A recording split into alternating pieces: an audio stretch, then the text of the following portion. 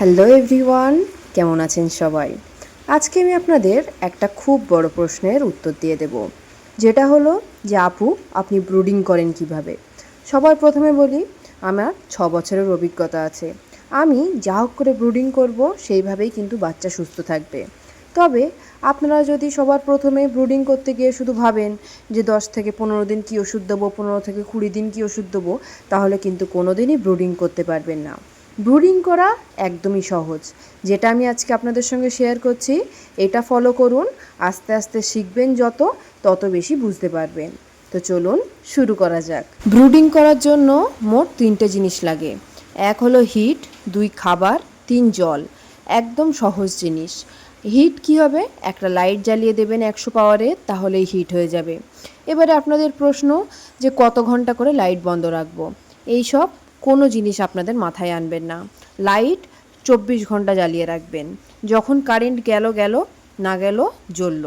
সবসময় যদি যে কোনো ছোট ছোট জিনিস নিয়ে বেশি চিন্তা ভাবনা করতে যান, দেখবেন আপনারা কাজটা করতেই পারছেন না। এবারে খাবার দেবেন গ্রোয়ার ফিড বা প্রি গ্রোয়ার, বা আপনাদের ওখানে যা নামে যা খাবার পাওয়া যায় সেই খাবার দেবেন। এবারে আসি জলে। জল বলতে আপনাদের মনে হবে জলের সঙ্গে সকালে এই ওষুধ দিতে হবে, দুপুরে এই ওষুধ দিতে হবে, বিকালে এই ওষুধ দিতে হবে। সেটা কিন্তু একদমই না। যখন আপনারা ফার্ম শুরু করবেন, এত সব জিনিস নিয়ে না মাথা ঘামাবেন না। আপনারা মুরগিটা জাস্ট তুলুন আর ভালোভাবে রাখুন। দেখবেন যে মুরগিদের যে লিটার, সেটা যেন ভিজে না যায়। আর জলের ব্যাপারটা কি বলুন তো? জল একদম প্লেন জল দিন।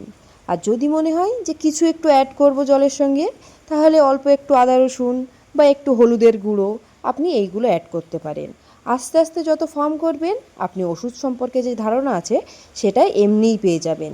এই প্রথমেই যদি আপনি ওষুধ নিয়ে বিস্তারিত ভাবতে যান না, তাহলে দেখবেন ফার্মের ফও করতে পারবেন না। এবারে আসি সবথেকে গুরুত্বপূর্ণ জিনিস, যেটা হলো ভ্যাকসিন।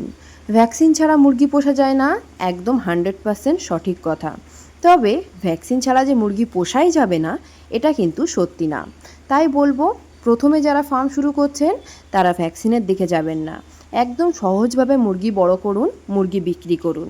তারপরে আস্তে আস্তে মেডিসিন শিখুন, ভ্যাকসিন শিখুন। আমার এই ভিডিওটার মধ্যে দিয়ে আমি একটা জিনিসই আপনাদের শেখাতে চাই, যে একদম যখন শুরু করছেন তখন সব জিনিস নিয়ে খুব ডিটেলসে যাবেন না।